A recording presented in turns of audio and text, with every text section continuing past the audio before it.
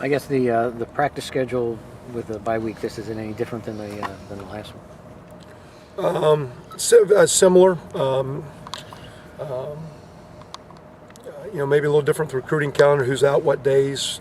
Some guys went last week, open date 2 days. Maybe this because we only get so many opportunities as far as how many we can go. So maybe some coaches around, some young guy work. We're just kind of wrapping that up now with some of our young guys.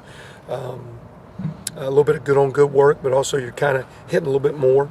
That you're kind of worn down, so you don't want to overdo it. So we got to keep developing, but we can't overdo it. So you're kind of picking your spots. Some guys get some rest that need it. Some guys are getting some work they need. So similar. We'll go. Tuesday, Wednesday, Thursday, and just decide the points of emphasis each day and the length and whatnot. And how do you address the defense? How can that be fixed, corrected, improved at this point? One, first of all, just with attitude and effort.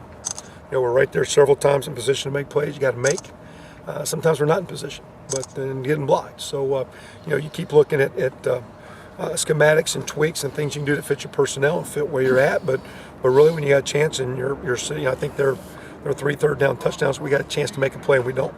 And it's no different. We can throw a ball to a guy's wide open. But matter of fact, we get sacked early with Trey on a blitz. We pick the blitz up and Kofi makes the play that everybody thinks is a great catch. We don't pick that blitz up; it's just another sack. But it got corrected, it got fixed. So there's things you can fix, and so we got to look at that. But we're in position to make some plays. But bottom line too, games on the line, you get 2 fourth quarter picks. And the last 2 times you got the ball, you don't do anything. So I had several guys I talked to after the game said, as good as it was, you didn't play well enough even on offense, and that's what we talked about. We're pushing to get better on all phases. So we got some things to fix on defense. We got some things to fix on offense, and we're always going to have things to fix. That's why you're coaching, why you're playing. So we're just going to keep coming, keep building them. And I think the energy we had and the effort we had gives us a chance to keep doing that because there's not a lot of negativity. We just got to keep pushing and get these wins. Did anything stand out to you when you watched the tape again? I guess in terms of what went wrong on defense. Did anything that you didn't necessarily see watching the game on the sideline? Get an opportunity to make some plays, we miss. And then you just look at, again, alignment-wise, make sure we're doing the right things, getting our numbers, get some pressure on the quarterback when it's appropriate. But again, if you get pressure on the quarterback, are you doing a 4-man rush? If you're not doing a 4-man, then you got to load up. If you load up, you better get home. We took some blitz chances, didn't get there. We took some non-blitz chances, didn't get there, didn't cover them. So again, you just keep looking at it. But that is what it is. It's got to be better. But at the same time, too, that's we're going to have some games that are like that. That's also the same crowd that when the offense couldn't do jack against Bowling Green and Penn State, that's the same defense that got us going. So there's some days the offense is going to be hot, and sometimes needs to be hotter. And they needed to be a little bit hotter Saturday. It wasn't good enough. There's some days where the offense is going to struggle. Defense has got to pick it up. That's why it's called team. And we're not going to play grade O all the time. We're not going to play grade D all the time. But it is what it is. We're just going to keep short term, getting better for what we do, what we do. Tweaking what we can tweak. You don't make wholesale changes because at the same time you're sitting there with the ball in your hand and not one of you guys thought it was going to be 42-40 and us going for it and us got the ball and the loudest thing with 100,000 people is our sideline because that's what was happening Saturday. So this team ain't far off. It's not what we want. It's not ideal, but we got strengths, we got weaknesses. We just got to keep building what we do and max it out down the road. You said after the game that you didn't think there were any long-term kind of injuries out of that. What was the injury situation? Well, Antonio Allen did end up getting a knee that was, from afar, I'd say what I saw in highlights maybe comparable to what Bradford did the other day. He kind of running sideline. You can see he got an ACL. It's going to require surgery, so that's going to knock him out, which is unfortunate for him. Other than that, Tevin guy, he practiced today, and he just took a helmet on his thigh, and not bad, but wasn't quite as fresh as he needed to be. So other than that, we're pretty good.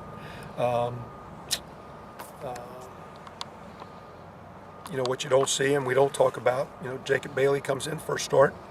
I think he probably played about 30 snaps prior to that. His first game, you have a pretty productive offensive game. The guy's got to step up. He's a 300-pound guy. He's been here a couple of years. He's a very mature kid. We actually honored him, recognized him as one of our players of the game. And he didn't do anything critically wrong. He didn't play phenomenally at a high level, but he played as good as the guys that were playing. And we're going to need, with Antonio out, we're going to need some safeties to pick it up.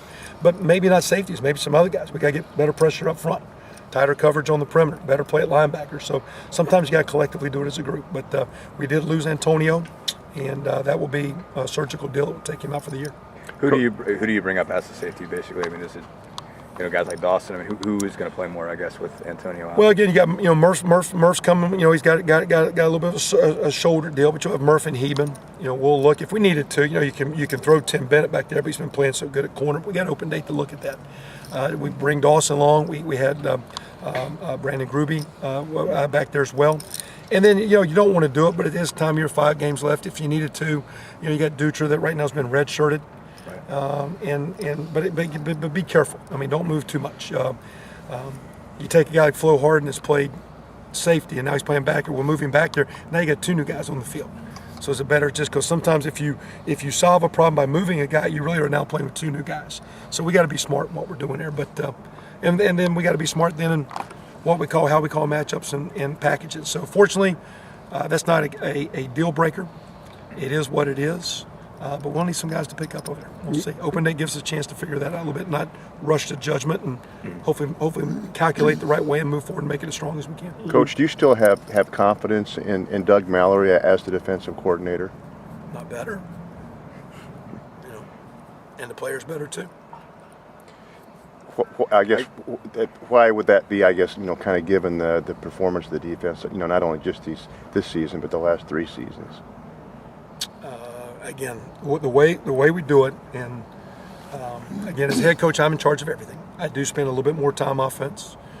There have been some times where I'll go over to suggest ideas, but I'm not going to tell them how to do that. That's their job. They're hired to do that. And what I'm doing is trying to give them, one, the resources, time, and the practice commitment they need. And the second I'm doing is trying to give them all the energy I can to give them positive reassurance of effort, attitude. And like I say, to me, that game's on the offense. Matter of fact, I had a quote from a guy that's a pretty daggum coach. I mean, I'm talking high end. If you start naming the greatest coaches in the game, he would make your deal. And he said one of the greatest coaches of all time would have said, in that game, your offense didn't score enough. And that was a defensive coach. And it's not a college guy, it's a pro guy. Saying, wow, heck of a game. Your defense needs to be picked up, and really the offense didn't score enough.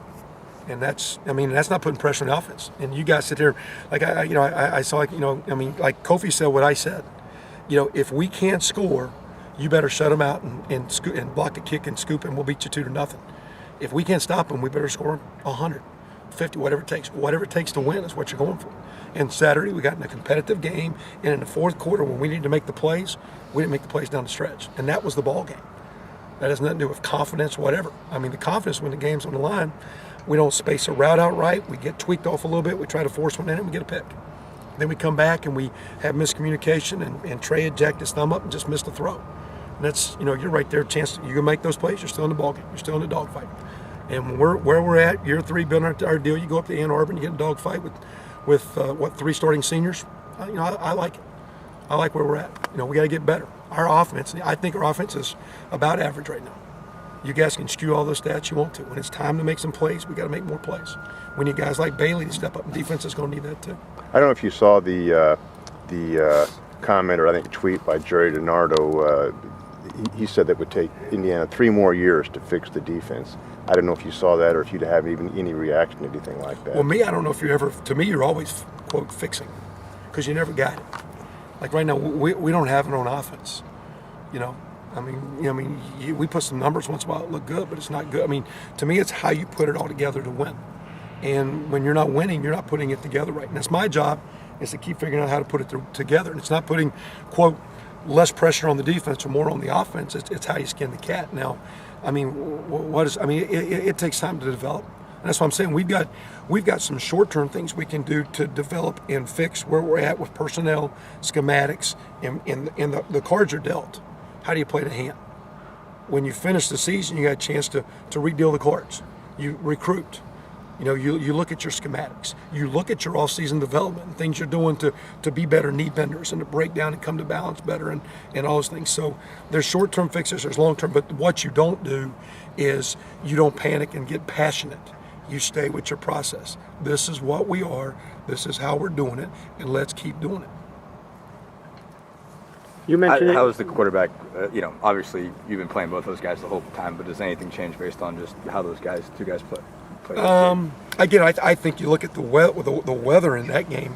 The game before, it's a very competitive game with a loaded box, and every play's challenged, and they're coming fast. You don't have a lot of time, so you're a little bit off.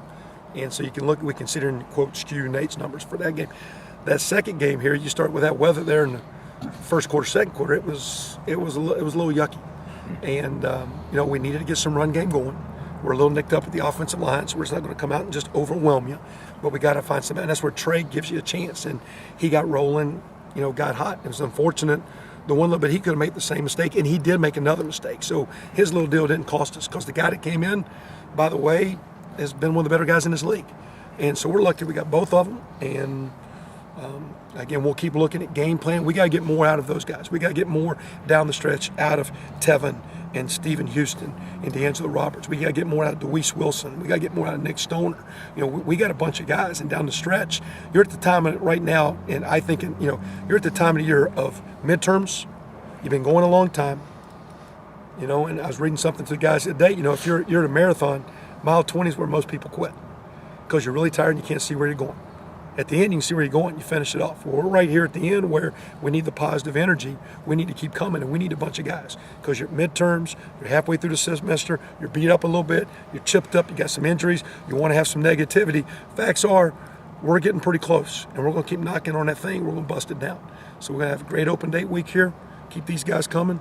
We got a huge challenge. You guys will look scenarios about the games we have to win to be a bowl team. We don't talk about that. We're talking about today, this week, and then getting better to get one more win. And then we'll add those wins up and see what it gets us to. And the way, with the energy I see from our team, if I can keep gassing the energy, I think we're going to be excited and be fun to watch, and we'll see if we can get the W's you want. You talk about it every week. Who were your players of the week this week? Again, defensively, we didn't recognize one, although I thought Bobby Richardson was awfully made some plays, and we're going to work on that right there, Bobby. But we didn't recognize a defensive player. Offensively, it was Kofi. Although I thought Trey played well, that one pick was a negative, and we always talk about championship performance. You don't win a championship with a critical error in the fourth quarter, but he did play pretty well. But Kofi, we thought battled, played really, really well, and we honored Jake Bailey coming in first start. It's a redshirt freshman, a guy that's not even played more than a quarter of football, and to go out there and play rock solid, no MAs, no critical errors, no penalties, just played solid, winning football. And recognize that for his first start in that arena to respond like a mature player that you like. And then Mitch Ewald, we recognized, of course, he was recognized by the Big Ten school record, his first 50-yarder, all-time now in field goals and whatnot, so recognize that. And I'll tweet out the scouts top of my head. Let me go back and think here. I'm kind of getting blank on that. Let's run together. I'll hit those on you. I'll tweet those for you. What else? Jake Reed, basically, I guess. He was up there with us in practice a little day. He had an ankle sprain. And we got Ralston back out, and he battled through it. That's, when you're talking about, you're getting, here's a guy that's, carried off, got kind of a knee deal, and he's got a bum knee anyway, and he's out there practicing today. And I actually told Coach Fry, I said, take a little bit off of him. He's kind of, he's out here, fighting his butt off. But Jake got a little ankle sprain. We actually had him. We dressed him. He was an emergency if a grenade went off and we needed him to snap, but we didn't need him. So. But we'll get him back going, and we'll need him down the stretch. You talk about being close. How does it get frustrating for you and as a staff when the injuries keep piling up? Injuries that maybe you don't need, that will impact you this year and then going forward in the offseason? To me, that is what it is. So I mean, to me, and like I've been telling the guys all along, nothing's sitting still. It's positive or negative energy. We're going to stay positive, and it's unfortunate. You feel for the kid, and you want to lift him up because you only get so many weeks and so many days, and your career doesn't stop. I mean, you're on a timeline. And so, you feel for the guys, but that's why you got more than 11 scholarships. We got 85. The guys need to step up. We're in year 3. We're a little bit more mature. Where some of the guys stepping in aren't, quote, rookies. And to me, it's nothing more than an excuse. Everyone else is going to have a few little hiccups and injuries, and it's a part of the game. You don't want it. We'll keep trying to work on getting stronger, bigger to prohibit some of those down the road. But to me, it's nothing more than saying that we're young. We're a young football team. We're also very experienced. It is what it is. And we're not what we want to be, but man, you can see it and you can feel it, and we're going to keep coming. And we got to keep coming as a whole team, not just as a defense. Got to fix this, because every time I've been around here, as soon as the offense does something pretty good, it ain't that same level. If we're going to start being really good teams are really high all the time, high level play. not really, I shouldn't say it that way. They're at a high level all the time. Really good teams are playing at a high level all the time. And if we're going to be really good, our offense needs to back it up. And that's our challenge down the stretch is to keep going. And then defense, we got to just keep building. If it's not where we want it, we're not going to tear it down. We got to build where it is, not put holes in the dam, but build where it is. And that's what we're going to do down the stretch. You talked a little bit about the bye weeks, kind of splitting up the season well. I mean, how much of a different approach, I guess, is there this bye week maybe compared to the last open day? Again, because maybe you're beat up a little bit more, you're picking spots of who to hit and how much to hit. You still got to take advantage of that young guy development work. Some guys that are being red-shirted that you're not seeing and whatnot, and even some of our twos. Like you've got some guys, for example, D'Angelo Roberts. I don't want to get him hurt because he's a good special team player, but you can really polish him up. Guys like Caleb Cornett and Kevin Davis. Those guys are playing a little, not a lot. You can really, so it's not just red-shirted guys, but some of your twos that aren't playing. Your backup tight ends, Casaro, Danny Friend. Go get a bunch of work. Ted, you're playing hard, you're flying around, and you're doing great. But let's give your body a little bit of break. So you're really working on those guys. And then as much as anything, we just got a chance to reflect on what we think we can fix, what are the short-term answers, and to keep the momentum going and make a strong push. Good. Thanks, Thank you. Thank you.